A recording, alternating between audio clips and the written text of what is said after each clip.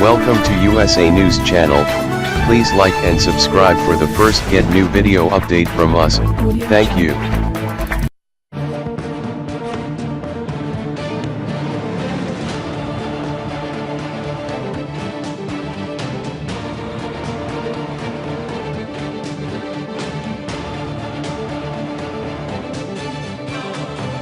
The visit to China by South Korean President Moon Jae-in has been denounced by North Korea. Moon met in Beijing with Chinese President Xi Jinping to discuss Pyongyang's nuclear and missile development programs. An editorial in the Sunday edition of Rodong Sinmun, the newspaper of the ruling Korean Workers' Party, criticized Moon's visit as criminal. It said Moon's intention was to obtain the cooperation of external forces in order to tighten sanctions against North Korea. The commentary said the successful launch of the new Hwasong-15 intercontinental ballistic missile shows that no sanctions can stop the progress of the newest nuclear power.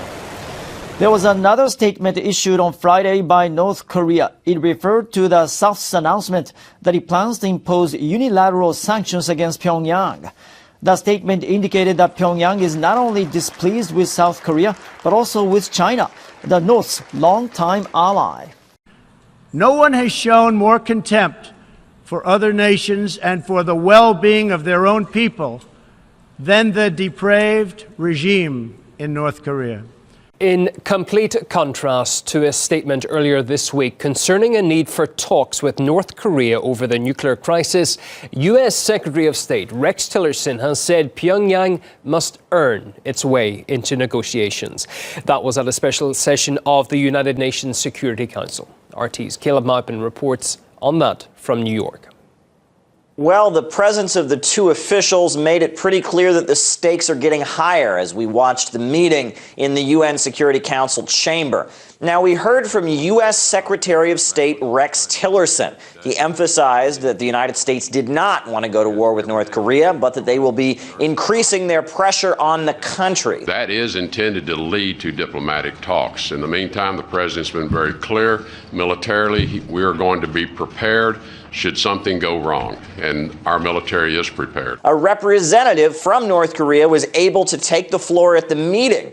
Now, the representative from North Korea said that it was the United States that was to blame for the crisis in the Korean Peninsula, and that their development of nuclear weapons was only done to deter attack against their country. This is the representative of North Korea speaking in the UN Security Council chamber.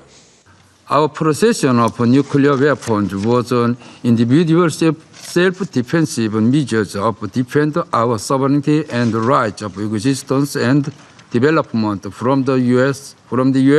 nuclear threat and blackmail, and anyone is to blame for it. The U.S. is the one who must be held accountable. Now, we heard from the representative of Russia, and he addressed the Security Council and emphasized that while Russia does not approve of North Korea's activities, its testing of missiles, its nuclear proliferation, that saber-rattling and threats against the country don't seem to be the solution, and that as long as the country feels like it's under attack and like it's under threat, it's not likely to disarm and give up its nuclear weapons.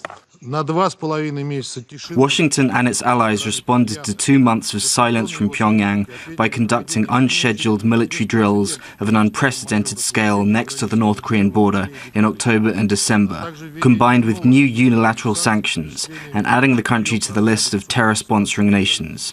All of these moves make you wonder whether they even want to find peaceful methods of resolving the crisis. U.S. Secretary of State Rex Tillerson, in his remarks, accused Russia and China of not doing enough to help resolve the crisis by putting pressure on North Korea. This is despite the fact that Rex Tillerson outright rejected the proposal from Russia and China for a double freeze. Since the beginning of the crisis, Russia and China have called for a de-escalation of tensions by the USA and South Korea ending their provocative military exercises in exchange for North Korea ending its missile testing and its nuclear proliferation. Now, this proposal was outright rejected by Rex Tillerson, who said that U.S. talks with North Korea would not proceed with any preconditions. There would be no no preconditions. He essentially ruled out the possibility of this double freeze as proposed by China and Russia. Now, Russia's President Vladimir Putin was speaking recently and spoke about the fact that the USA and Russia don't seem to be working together regarding the crisis on the Korean Peninsula. And when addressing that, he pointed out that often U.S. leaders seem to put Russia on the same level as North Korea and Iran in their international rhetoric, and that essentially the USA is coming to Russia for help with the North Korean crisis while not treating them with the proper respect and putting them essentially on the same level as North Korea. Tensions are pretty clearly high, as was illustrated on the floor of the Security Council in the proceedings that the world just watched. Well, let's talk through some of what we saw today with Eric Sirotkin. Eric is co-founder of Lawyers for Demilitarization and Peace in Korea, and it's always a pleasure to have you on the program, Eric. Earlier in the week, as we've just been hearing, Rex Tillerson, the U.S. State Secretary, said that the U.S. is ready for talks without preconditions. Why the apparent U-turn, do you think? Well, first of all, negotiations with preconditions misses the point of negotiations. I'm a mediator and a lawyer, and I'm involved in negotiations, and I think President Trump is demonstrating real ignorance about negotiating and how that works. The reason you have to sit down is to avoid these kind of problems, not set preconditions.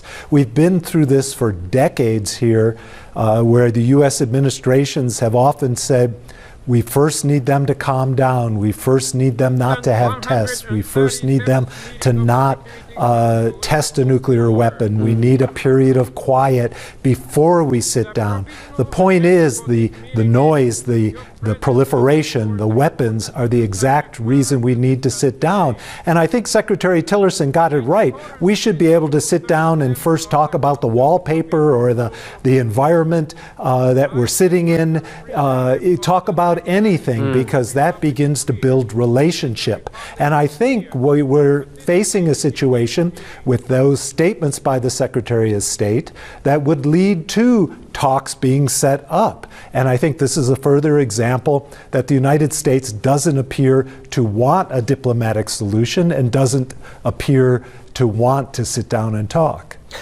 What else was said? Tillerson stated that the U.S. rejects the Russian-Chinese proposal for the so-named double freeze initiative, while also saying Moscow should do more to help. Is that inconsistent, do you think? Well, I agree that the international community needs to do more to put pressure on the parties to sit down, to demand that the parties sit down unconditionally. I mean, you have to remember the United States and South Korea and Japan and just a few countries have never even recognized the right of North Korea to exist, has not recognized them as a nation, has no diplomatic relations. So consequently, who you talk to and how you relate to them is always a little unclear. But the mutual freeze notion it's a good notion, and it can be part of negotiations.